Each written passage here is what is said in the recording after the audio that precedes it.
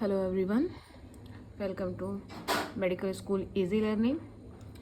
तो आज की क्लासेस, आज से जो आपकी स्पेशल क्लासेस स्टार्ट हो रही हैं, जिसमें हम पैथोलॉजी के टर्म्स के बारे में पढ़ेंगे कि पैथोलॉजी के कौन कौन से मेन टर्म्स होते हैं, वो हम इसमें देखेंगे। एंड ये हमारी नियर अबाउट डेली ही इसी टाइम पे क्लास हमारी चलेगी, जिसमें हम रोज़ रोज़ नए नए टर्म्स सीखेंगे जो कि हमारे पैथोलॉजी से रिलेटेड है एंड वाइवा पर्पस के लिए हमारे इम्पॉर्टेंट हैं।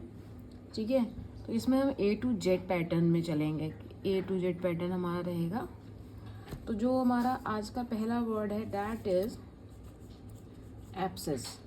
तो आपने क्लिनिकल सेटअप में बहुत कॉमनली सुना होगा कि एब्सेस का फॉर्मेशन हो रहा है, एब्सेस हो रहा है। अब एब्सेस का फॉर्मेशन हो रहा है मतलब एब्सेस बन रहा है। तो एब्सेस क्या है हमारा? Abscess is a painful collection होता है। ठीक है, पेनफुल कलेक्शन ऑफ पस। ये जहाँ पर आपने देखा होगा हमें कहीं अब्रेजन हो जाता है, चोट लगी होती है, कुछ भी ऐसा होता है, वहाँ पर अगर कुछ ऐसा फ्लूइड का एक्यूमुलेशन होता है, अगर फ्लूइड हमारा इकट्ठा हो जा रहा है तो उसको हम क्या कहते हैं? एब्सेस कह देते हैं। एंड ये एक्यूमुलेशन किसकी वजह से होता है? ठीक है, कॉज्ड बाय बैक्टीरियल इन्फेक्शन। जब बैक्टीरिया का पेनिट्रेशन हो जाता है या बैक्टीरिया का ग्रोथ उस जगह पर हो रहा है, तब वहाँ पर क्या होगा? एब्सेस फॉर्मेशन होगा। सो ये हो गया आपका बैक्टीरियल इन्फेक्शन।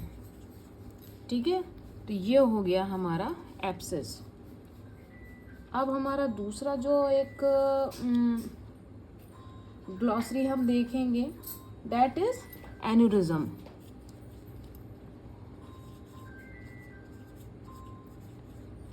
एन्यूरिज्म हमारा क्या है? इसमें सैक का फॉर्मेशन हो रहा है, सैक फॉर्म्ड हो रहे हैं। Okay, sac formed by the dilation of the wall. किसका डायलेशन हो रहा है? वॉल का। ठीक है, कौन सी वॉल? कौन सी वॉल में ये इसका डायलेशन हो रहा है? Of N artery, got it, when और द हार्ट। ठीक है, तो जो हमारा आर्टरी है या हमारी वेन है या हमारा हार्ट है, उसकी जो हमारी वॉल है उसमें डायलेटेशन होता है, डायलेशन होता है, सैक का फॉर्मेशन होने लगता है। जब सैक का फॉर्मेशन हो जाएगा तो उसको हम क्या कहेंगे? एन्यूरिज्म कहेंगे। और उसी अगर डायलेशन नहीं हो रहा है, कहीं पर कोई फ्लूइड का कलेक्शन हो रहा है बिकॉज ऑफ बैक्टीरियल इन्फेक्शन, उसको हम एब्सेस कहेंगे। ठीक है, तो ये हमारे दो वर्ड थे आज के। नेक्स्ट हमारा जो तीसरा वर्ड होगा आज का वो होगा अट्रोपी। बहुत ज़्यादा हम जब पैथोलॉजी पढ़ना स्टार्ट करते हैं तो एट्रोपी वर्ड या जेनेटिक्स जब हम पढ़ते हैं तब हम इसको सुनते हैं। तो एट्रोफी क्या होता है? एट्रोपी आपका हो जाएगा डिक्रीज। तो यहाँ पर क्या हम देख रहे हैं? डिक्रीज। किस में डिक्रीज हो रहा है ये? In the size of a cell. किसका हमारा ये साइज में स्मॉल हो रहा है? हमारे बॉडी में क्या क्या होते हैं? सेल होता है, हमारी टिश्यूज होती हैं, हमारा ऑर्गन होता है और हमारे बॉडी पार्ट्स होते हैं। तो अगर सेल्स का ग्रोथ नहीं होगा, टिश्यूज का ग्रोथ नहीं होगा, तो हमारे ऑर्गन्स प्रॉपर डेवलप नहीं होंगे।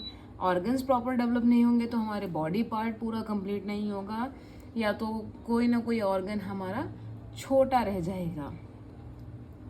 ठीक है, तो ये हो गया हमारा एट्रोपी। अब नेक्स्ट है हमारा androgen.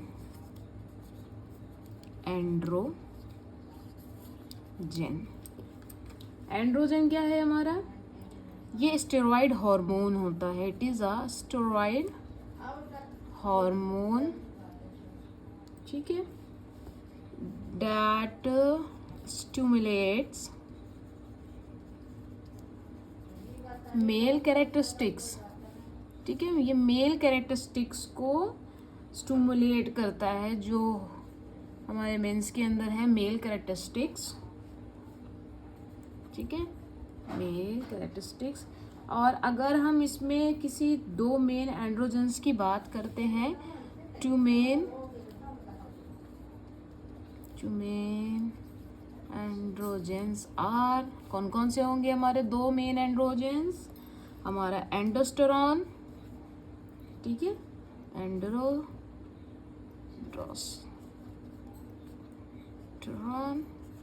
Okay, and next is testosterone.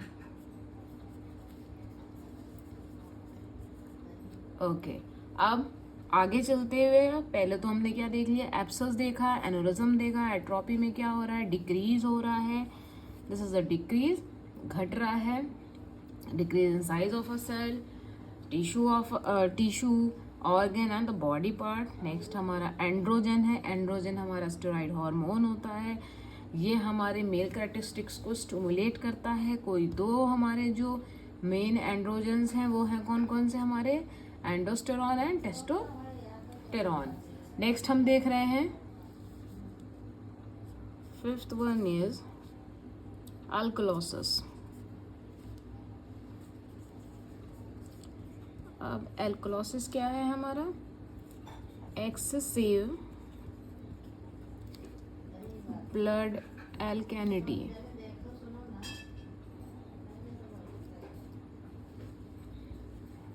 ठीक है, कॉज्ड किसके वजह से ये हो रहा है, ओवर अब्डेंस ऑफ, जब हमारे बॉडी में बाइकार्बोनेट्स का होने लगता है, हमारे बॉडी में बाइकार्बोनेट बढ़ने लगता है इन ब्लड, ठीक है, और जो हमारे एसिड हैं उनका लॉस होने लगता है, ठीक है, फ्रॉम द ब्लड, तब वहाँ पर क्या होने लगता है, अल्कोलोसिस होने लगता है, caused by over abundance of bicarbonates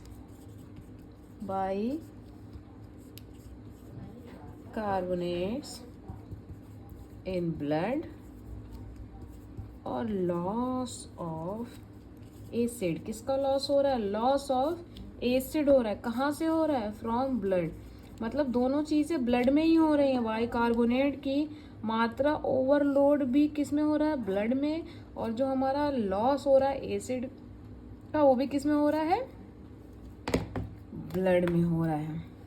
अब हमारा आ गया नेक्स्ट में हमारा होता है एनास्टोमोसिस।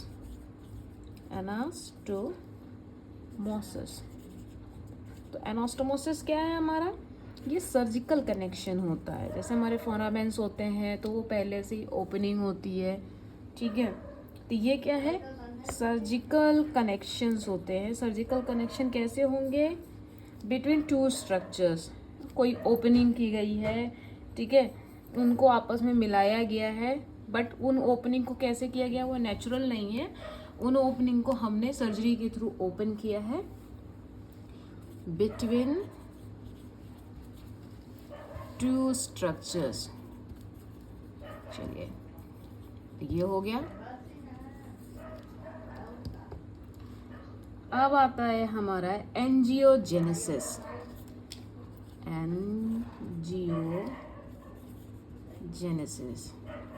लीजिए भाई, अब एंजियोजेनेसिस क्या होता है, इसमें होगा हमारा फॉर्मेशन किसका होगा, फॉर्मेशन ऑफ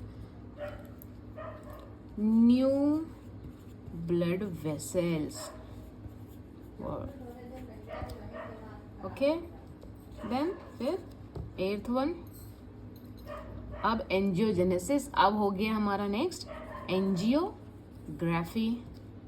अब भाई बात किसकी हो रही है, एंजियो से अभी जो हमने बात किया था, तो एंजियोजेनेसिस में नई ब्लड वेसल्स बन रही थी, अभी ग्राफी हो रहा है, तो ग्राफी में हम कोई रेडियोग्राफी कुछ तो कर रहे हैं, देख रहे हैं, ठीक है, तो ये हो गया हमारा रेडियोग्राफिक विजुअलाइजेशन, ठीक है, radiographic visualization of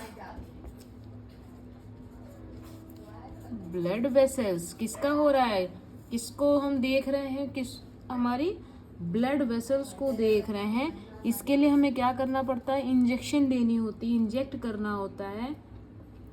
radio opaque contrast material को हमको इंसर्ट करना होता है हमारी आर्टरीज में या हमारी वेन्स में, उसको इंसर्ट किया जाता है, एडमिनिस्टर किया जाता है, ताकि हम क्लियरली उसको देख सकें after injection.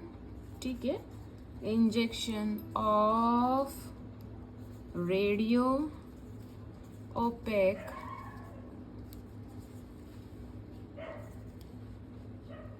Contrast material, contrast material. अब नेक्स्ट है हमारा ऑटोसोम। ऑटोसोम क्या होता है, any chromosome other than sex hormones. ठीक है, एक्स्ट्रा जो आ रहे हैं क्रोमोसोम हमारे, उनको हम ऑटोसोम कहते हैं। अब नेक्स्ट है हमारा बिनाइंग। बिनाइंग और मैलिग्नेंट ट्यूमर के बारे में आपने सुना होगा, तो वही वर्ड है ये बिनाइंग। तो ये मैलिग्नेंट नहीं होता है और ये रिकरेंट नहीं होता है कि इसको हमने अगर एक बार बिनाइंग ट्यूमर को बॉडी से हटा दिया तो ये दोबारा से ग्रो नहीं करेगा। ठीक है, और ये सबसे ज़्यादा फेवरेबल होता है रिकवरी के लिए। एक बार हमने रिमूव कर दिया, हमारी बॉडी फिर क्या होगी, रिकवर कर जाएगी। तो आज के लिए इतना है। Thank you so much. Please like, share and subscribe.